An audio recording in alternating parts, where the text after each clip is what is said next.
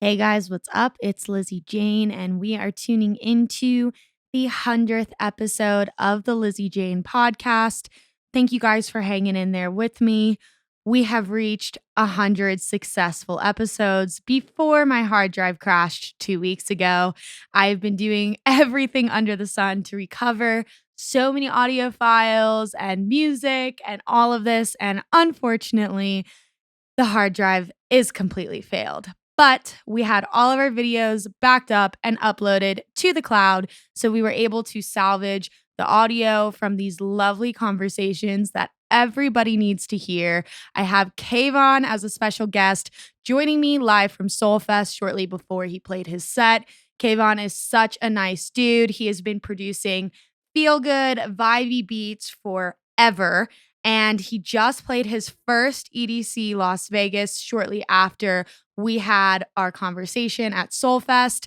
You know, that is such a huge accomplishment in itself. He is an independent artist. He has released so many records independently and stands on that hill, and he's done it just so elegantly. There's so much to learn from this conversation.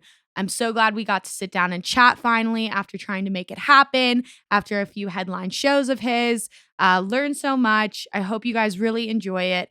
As always, please make sure you like, share, subscribe to the YouTube channel. Please rate us on Spotify podcast. It means more than you know to have your support.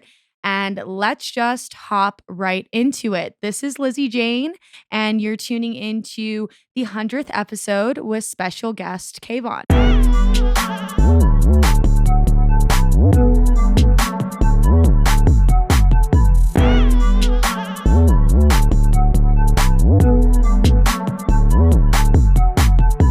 Hey guys, so lately I've seen a ton of larger shows I've been playing at that a lot of these festivals and venues are no longer allowing bags that are not clear.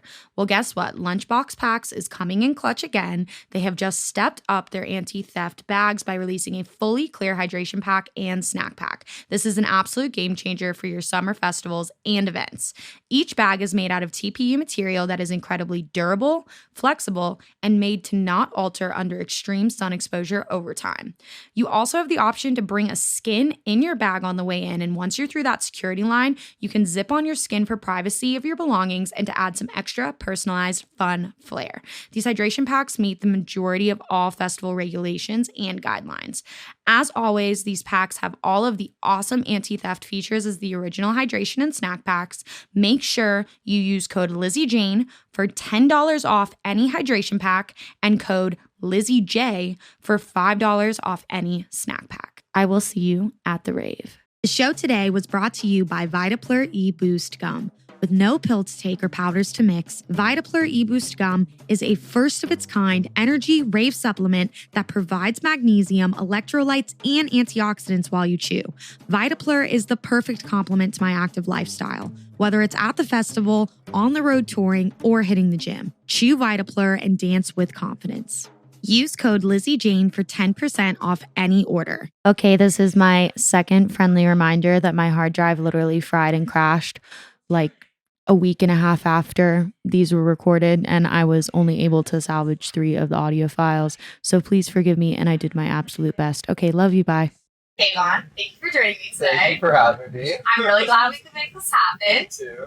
You just came off like a 4-show run. You're about to play Soulfest. How are you feeling? I'm feeling good. I was worried because I only got like 3 hours of sleep last night, but I got here at 10 a.m. and I've slept for 8 hours today, and I've never slept that long in a day. So it's like I just woke up now, which is good. That's actually great. That means you're like rejuvenated, refreshed, you're ready to go. Yeah. I feel like when your body hits that wall, you very much so go, okay, I need to rest. I need to like rejuvenate myself and be able to operate in real life. Yeah, I wanted to like watch TikTok and like decompress the TV, but I was just like, no, I just need to force myself to sleep right now. I'm the same way, and I feel like in this age where we have our phones, and it's so, I would say it's like such a big part of our career, and in a sense where we now operate where we have this like puzzle pie of the music and the social media and the branding and this and that. And especially when you're playing as many shows as you are right now, as you're not really like on a cohesive tour, but you're doing a bunch of one-off dates, and you always are very, I would say, incorporated and like a part of your community on a whole. Seeing those mentions, seeing those tags, making sure that people know that, you know, you appreciate them coming, so on and so forth. It can become very draining, and I think our mind gets in a sense where we lay down and it goes phone, and we have to take ourselves out of that. Totally. It's definitely something that I feel like your career on a whole, not only pushing you uniquely with music, what we were kind of talking about beforehand, you independently release a lot of your stuff. I would love to know, since I really haven't gotten the chance to sit down with you, you know, just a little bit of your background and how you really got into electronic dance music, whether it was through being a fan itself, you know, how did you get into production? How did you know that this is exactly what you wanted to do with your life? Yeah, so honestly, I was like a sports kid growing up. I was like, that's what I was all about. I played basketball until I was 18. That was my passion. Excuse me. And then I went to college and I realized, okay, I can't play basketball anymore. So I felt kind of lost as to like what my passion was. And I just went for business school, like something generic, and realized I didn't like that. So then I just started switching majors a whole bunch of times and nothing was clicking. And let me rewind like 1 year. I went to Coachella when I was 18, and that's the first time I saw EDM music live. And I'd always listen to like pretty much exclusively rap. But then when I saw EDM live, I was like, whoa, this energy just feels different. And I felt just so much loving energy and just was talking to strangers all weekend. And just like, I still love doing that today, just like interacting with strangers and feeling that immediate connection through music, like on a deeper level, and immediately feel connected to someone. And so then I became a fan of EDM while I was in college, just like switching around majors, very confused and lost. I went to Hard Summer, and then I was actually with a random stranger, and we were just having like the time of our lives. And we were just like shoulder to shoulder, and he was like, dude, imagine what it'd be like to be up there. And I think that just like lit a fire in me or something, because the day after that set, I think it was Jack U, I downloaded music software in college and just started messing around with it. And then I made the shittiest beats ever, but I thought they were the best things of all time. And I was just showing them to all my like college roommates and stuff. Wow, we all started. Yeah. I made like the worst song ever, and I was like, I'm playing big soon to this, but it was looking back at it, it was so bad. But I had that spark and that passion, you know, like when you make your first build up or your first draw, and I was like, oh my gosh, this is amazing, or your first remix. And so I got really depressed in college, and like I had health problems too. Everything was bad, and I decided, like, can I curse? Oh. Absolutely. Okay, No, you're fine. Just go for it. I was just like, fuck it. I'm gonna try, just try to pursue music for a year, and if it doesn't work out, just come back to college, like take a gap year, or leave of absence. Yeah. And then I went to Icon in LA, and then once I started there, I was able to put 100% of my focus into music. I just developed this mentality of like, no matter how long it takes, I'm going to do music. And I honestly, Kobe inspired me a lot because of my basketball background. And like, once I got there, I was just like, I'm going to come in early every day, just like work my ass off. And like, my competitive basketball side sort of kicked into music. Yeah. Which has been tricky to balance now because I'm so competitive. And now I'm like learning not to compare myself to others. Where at the beginning, I was like, I need to make it to the top. But now it's more like, I'm just happy to be where I'm at and like trust the universe and whatever happens, and just really grateful for anything that happens. Yeah, that was, I dropped out of college when I was 19, and I am 27 now. And I put out my first song when I was either 19 or 20. I put out Reborn, and then I didn't have a plan. I put out the song and people were reaching out to me. And they're like, what other music do you have? And I was like, I don't have any other music. I worked on that song for 4 months and then put it out. I was like, I don't have anything else. But then I just came up with this broad plan to put out a song a month. And I've pretty much been doing that the past 6-7 years. It's the consistency. I feel like every time I speak to just someone who's like nationally touring or they're at a point where they're able to sustain themselves off of music, whenever I'm like, hey, give the 3 pieces of advice, what do you wish you told yourself when you were younger? It's very much so the same answer of consistency, consistency, consistency. And I think especially with anything that you do, and I have a competitive nature at heart as well as came up in sports, huge fan of sports, not as much basketball as baseball, but I think everybody kind of has their little niche that they like, just like musical genre, especially in like the sports lane. And it's definitely great to bring in that competitive nature, but at the same time, I don't think there's never like one winner. Everybody's journey is very, very different. But the more you do something and the more you kind of throw stuff at the wall, I think the quicker you get to a point where you're not only like honing your skill set, and building your craft, and finding your sound, and all that stuff that goes along with establishing a project, it's also like you have a more higher chance statistically of making something that you really, really like.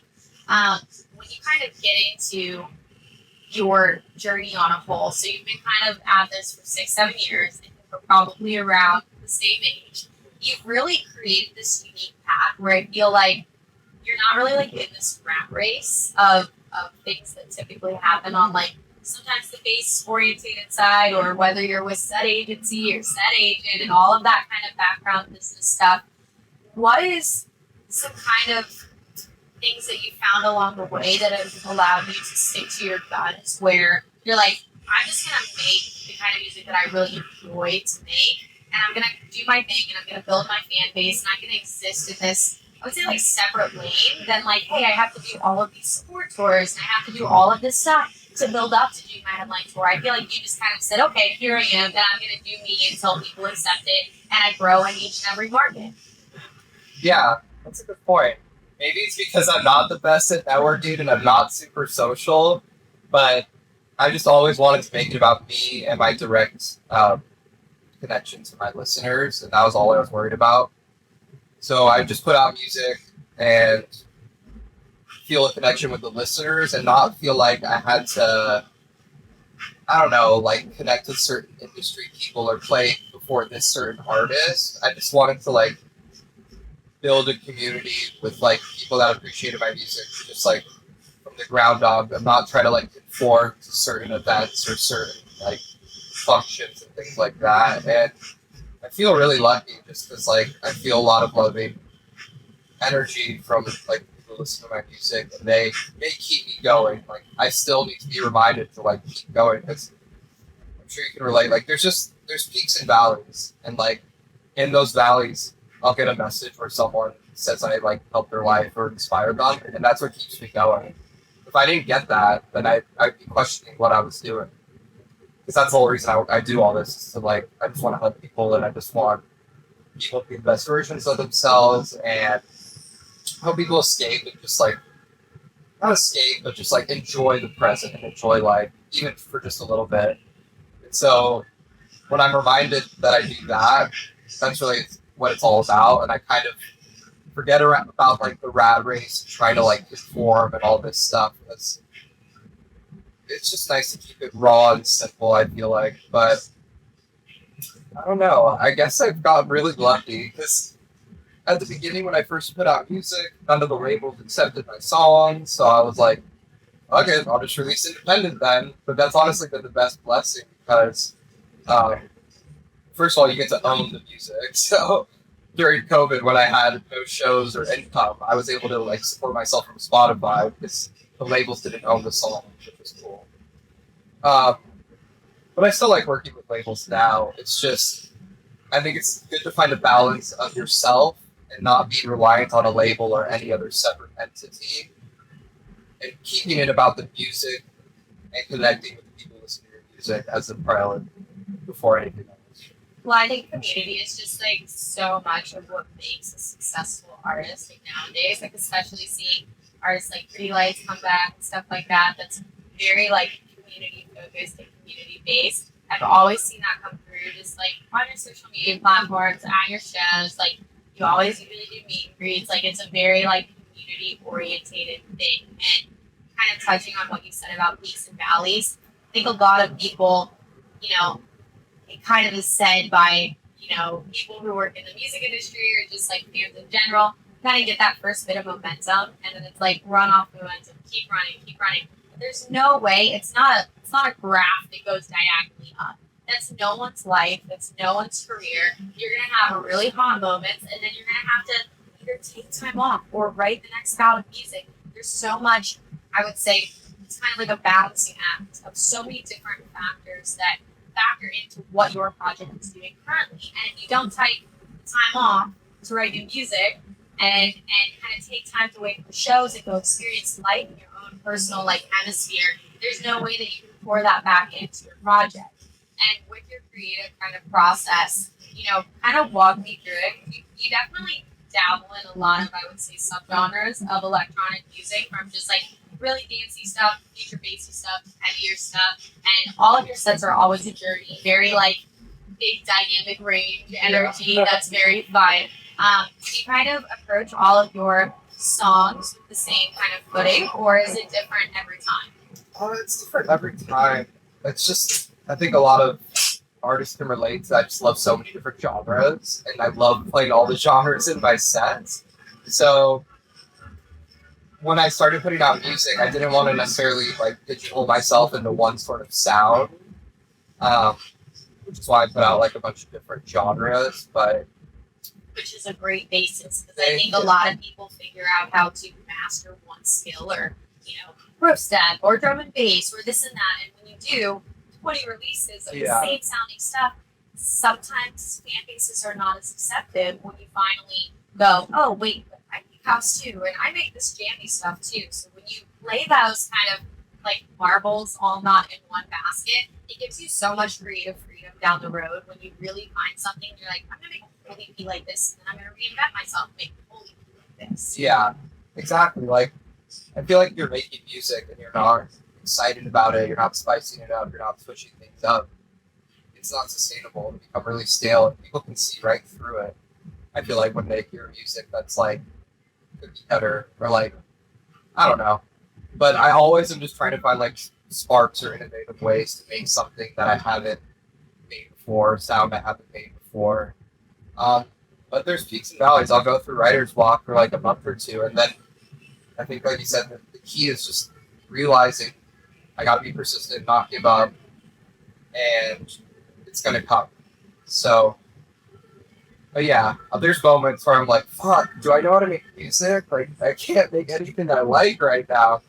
And then all of a sudden you make something you like, and you're like, oh yeah, I can do this. You're like, I have it back. And I think, again, I'll always say, like, we're our own worst enemy. And when we get in those kind of, like, mindsets, it can really psych out so many things in your life. You'll be at, like, Whole Foods and be like, am I grabbing the right banana? Like, is this something that I'm actually confident in my actions and I'm doing in everyday life? Because I think when you pursue something that's your passion, it's so much of an investment and sacrifices on your end kind of becomes a part of you. Yeah. So when you feel like you forget how to do something, or you hit a writer's block, it's kind of like you have to push through and out. You have to just keep going, because you'll eventually get to that other side.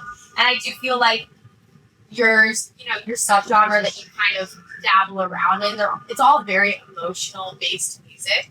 Would you say that you write from personal experience, or, I talk to producers that they watch movies with the sound off, or they have like a color board in front of them? Like, what do you kind of do to find that creative inspiration? Yeah, that's a good question. I feel like I start every song different. Typically, I like to start with like a vocal with nothing around it, whether that's a sample or an acapella from a singer, and build a chord progression. And I try to work really fast. Like, try not to like click a million snares and try to figure out the exact perfect sound. Snare for 7 days, yeah. So I try to work fast and just try to get in the flow and just make decisions, not become too attached to anything. And I feel like it's very simple, but I feel like I made a song I like when it gives me chills. And if it gives me chills, then I'm super inspired to finish it. But I guess that's sort of my basis for finishing a song. I mean, that's such a special feeling too, because I feel like experiences like, concerts, it's very rare when you listen to your own stuff, you're like, wow, like this is it's rare. Yeah. And when you're writing something of that caliber, and then you're done like that. You write something like when you're really about something, you finish it really quickly. Totally. Yeah, you're I finished fast. I would sit down, finish it, and yeah, it's weird. I'll finish a bunch of tracks in a month, and then I'll go a month without any tracks, and it's just I don't know if it's gonna give anyone else chills, but I know as long as it's giving me chills, it's something I'm proud to put out. Well, I definitely think that there comes a point in time, especially when you have the realization that this is a job and you start making money, and then you're like, oh, well, now I have money and I have to handle this money, and maybe you give up what you were, using as financial stability, and you have a little bit more pressure on your shoulders. A lot of people, especially in electronic dance music, with all of these different subgenres, it's very easy to say, well, I'm a dubstep artist and I'm a this artist. But when you put yourself in that, kind of, I would say again, basket of one marble, all the marbles are in one basket, you can very often lose that kind of self-fulfillment of feeling artistically happy. And I'm creating stuff that's new and exciting and stuff that makes me uncomfortable and stuff that makes me grow. And you've always kind of dabbled in everything, which I love. And, for people listening to this that really aspire to, all I hear over and over again, during COVID, I started Patreon, I did some lessons, one-on-ones, kind of that stuff like that. And so much of it is, why won't these labels pick up my tracks? Why are they saying it's not fitting, but then they have an artist that sounds exactly like me and they're picking them up? What would you kind of give some tips and advice to those individuals as to just push through and just start, I would say, paving your own path? Because I think it's very daunting to individuals where it's in this specific genre of electronic dance music, it's the labels are the gateways. They're the gateways to the shows, they're the gateways to the agents. How did you surpass that individually to say, no, I can do this on my own and create such a demand that they're not going to be able to ignore what I'm doing? Yeah, totally. Well, like I said earlier, when I turned in all my songs to labels, the first 1 or 2 years, they all said no. So I was like, okay, either these songs don't come out because they're not on a label, or I'm going to try to do it myself and grow myself. So I would say just to anyone trying to pave their own path, don't get discouraged when a label says no, because you could have written the best song of all time, and just the label says no. But I get it, because it was discouraging for me. I was like, why are not these labels wanting my song? Even if they get the majority of the percentage, they still don't want it. And then I think that's just a sign from the universe, honestly. If you really believe in the song, put it out yourself and trust. And also try to put some money into marketing too. Don't just put it on SoundCloud and think that's enough. Wish for the best. Yeah. These days, it was different when I first started. SoundCloud was a really big thing when I first started posting the SoundCloud reposts and stuff. Now, if I was trying to pay my own way, it seems like TikTok is a big way to sort of break through the noise, I guess. TikTok. Yeah. SoundCloud guy. If I was starting over right now, I would make that my priority. TikTok. Well, you see, major agencies picking up people who have, I would say, on other social media platforms, not a crazy basis, or they don't have a huge discography and they're maybe just starting to dabble in mashups and bootlegs and remixes, but the logo look up on TikTok, and then Blossom and UTA, they're like, let's go. Yeah. And I think it's the first time that a social media platform has come along that's had such a powerful influence just on our industry in general. I mean, you see people not only electronic dance music wise, and I remember when we first started, it was kind of in COVID when TikTok really blew up.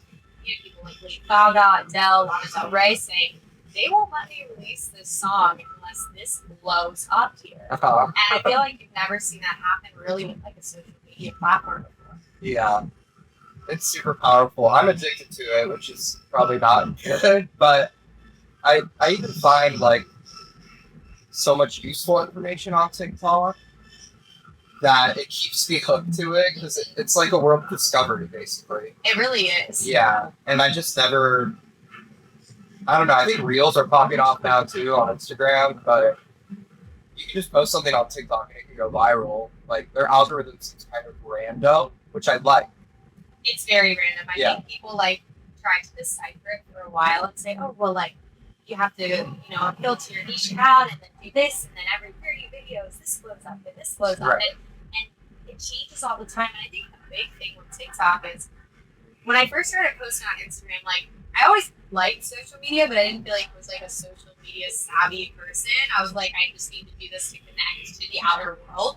It was like make content that is engaging and educational and like a call to action and like give something to somebody that you don't know, a new piece of information or something to hold on to. And I think TikTok took that and really ran with it because the TikToks that do really well and pop off are usually like a new piece of information, or I've learned so much about like Adobe products and how to edit videos and certain sound design techniques and mixing and mastering just based on these 15-second videos. It is, yeah. I honestly feel like if you like start posting TikToks, a lot of people post a couple songs, post a couple TikToks, and then say it didn't blow up. I give up. And if you really, really have a passion for something, you will do it no matter how long it takes. So like the key is to keep putting out TikToks, keep putting out music, and keep putting out you, like yourself. Don't try to sound like someone else. Obviously, we're all inspired by the artists we listen to. Inspiration is just a big circle. Yeah, I don't believe anyone's really original. So as long as you stay consistent and don't get discouraged by not getting views, by not getting plays, and you just keep You will eventually get there. Yeah, if you don't give up, like it's basically inevitable, in my opinion. It definitely is, and especially with TikTok. TikTok's been a very daunting thing to me. I have been very publicly on the podcast, not against it, but like thought this should determine my whole career, but also it's a part of our job, and also it's a tool that's now being used to reach Facebook, Twitter, and Instagram combined, Right. which is amazing. And it's like, okay, well, if you can capitalize here, you can really like do really well here, and maybe you don't have to worry so much about the other ones, and maybe just make those, tour recaps and song announcements and show announcements and just fun stuff instead of thinking, okay, how am I going to get these likes? How am I going to get these comments? And I spoke to a girl named Liz Haggerty. She does like a bunch of she does a bunch of like she did a lot of work for Insomniacs. Now like she works with Capitol Records or Warner Bros. And she does like one days with like Grizz and people like you and Ella Stream and stuff. And she said like a lot of people just like put their first foot in and they go, okay, well I'm gonna try this. I'm gonna post maybe every other day. And she's like, the quicker you go, the quicker you're gonna go out through to the other side. And she's like, and once you get that first viral video that hits, 100K, 1 million, something that you would never think is attainable, all of your other videos will slowly start to take off. And she's like, faster than they can just cross these things off and figure out what you really like. And she said, the more genuine you are, and I think it's really like an attest to just branding in general. I feel like your like brand is obviously super positive, very like, love everybody, respect everybody, the whole like flirt thing, but it's who you are as an individual, so it makes it way easier than you trying to put on a facade that's not necessarily like real or like really true to you. Yeah. And Liz is just like, if you just be yourself, you're going to attract the people that are supposed to be attracted to you. I always say like you can't choose your fan base, your fans choose you. And I feel like your fan base is quite wonderful, kind of like it's very much so a reflection of who you are as a person. As far as like seeing your community grow really just like nationally and like worldwide, has it felt kind of crazy to see all these people who really, really support your project and just like love your music? Yeah, it still doesn't click for me. Like, I'm so just like grateful that people like resonate with the music and that it helps them. But I still feel like, I don't know, like I'm just a guy. Like, I don't feel like I'm like, I don't know. I think there's like an idealization, not an idealization, there's like a lot of people kind of create this like, oh, you're an artist, you're an idol. I'm an idol. Like, I'm going to put you on this like pedestal. Yeah. And that could be very like daunting, like not healthy a Yeah. lot of the times. And I think that the more that people realize that like you're just a human, I'm just a human, there's like this fourth wall that's broken down where this is just what we decided to pursue as a passion, and it's fortunately worked out after a number of years. And I think that it's always great in like the times where you can talk with fans or have meet and greets or do stuff like this where you're transparently just talking about your life, that individuals and fans of yours can see like, oh, he's just like me. He likes baseball. He likes sports. He likes this. And it's definitely kind of that curtain, show behind the curtain, hold back. That at the end of the day, we all deal with things. We're all humans. We all have to take breaks. And I definitely see you talk about kind of like mental health and wellness a lot, because that's something that really is like kind of dear to your heart. You really prioritize in your life. Yeah, definitely. Well, I feel like that was another thing that drew me to music, was how much it helped like my mental when I was feeling in a dark place. And I wanted to, like, artists just made me feel okay for a few seconds, and I wanted to bring that back. And it's kind of like this beautiful cycle of like, I'd like to think I'm helping people feel okay for a few seconds, and by them feeling okay for a few seconds, that makes me feel okay for a few seconds. So it's like this cool loop. It's like a big circle. Yeah. Which I love, and it's like it's such a cool thing in this community where I feel like we are just privileged enough to really create an escape for people who work very hard Monday through Friday, and allow them to have this moment in time, just like you did and I did as a fan of the music, creating this totally different new environment where people can just forget about their stresses and their worries and their problems for a brief moment in time. Yeah, I think that's huge. Not only helping people feel okay if they don't feel like their life overall is in a great place, but on top of that, inspiring people to go for that dream, no matter how long it takes, and realize you're not stuck in any situation. So it's like a combo of that. Like a combo of like providing some peace and also providing some inspiration to do whatever you want to do. So you can do it. No, you literally can. I've had this like conversation, I feel like topic come up all weekend where it's like it's unrealistic until it's not. It's unrealistic until it's actually realistic, and you just kind of start chipping away at things, and it's like you're never too old to pursue something. You're never, if you really want to make it happen, you set realistic expectations of yourself to go out and actually make it happen. And when those little things tick away and you cross away those things on a list, you say, okay, well, maybe this is possible. Maybe this is possible. I'm sure when you started, you were like, there's no way that I'm going to be playing all these major festivals at night and having these headline tours and have thousands of people support me all over. And, then you kind of look around and it's this outer body experience of saying, yeah, I actually did do this and this is here. And that's just an example of why everyone can do it. As far as like the project goes, is there some new music that you're, excited that you're working on? Is there anything you can kind of tease for us? Yeah, I have some remixes in the vault and a bunch of unreleased stuff, and I'm gonna put out my biggest project of the year next year. Not gonna announce it yet, but there's a good chunk of music coming, so I hope. Cough. Thank God you've been I hope so. No word. I love that, and I think right now, like, not the name of the game, but it's very fulfilling to work on big bodies of work because you can really translate and speak to your audience. Like, hey, this is like my full vision. The intros, the interludes, the outros, and really making like these ethereal atmospheric environments that you wouldn't really be able to do in just like a single or bigger or something like that. And making like real records. For sure, yeah. Like when I first started, I would never put out an album as my first release. I was like, I'm gonna do a bunch of singles, and then hopefully people will listen to an album after they like a few of my singles. Absolutely. Are you teasing any of that stuff tonight?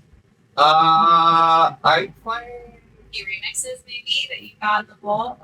playing a couple, no unreleased remixes, but I am playing some unreleased music. Awesome. So, that's so exciting. yeah. Cool. So where, if somebody's listening to this, where are some of your next dates?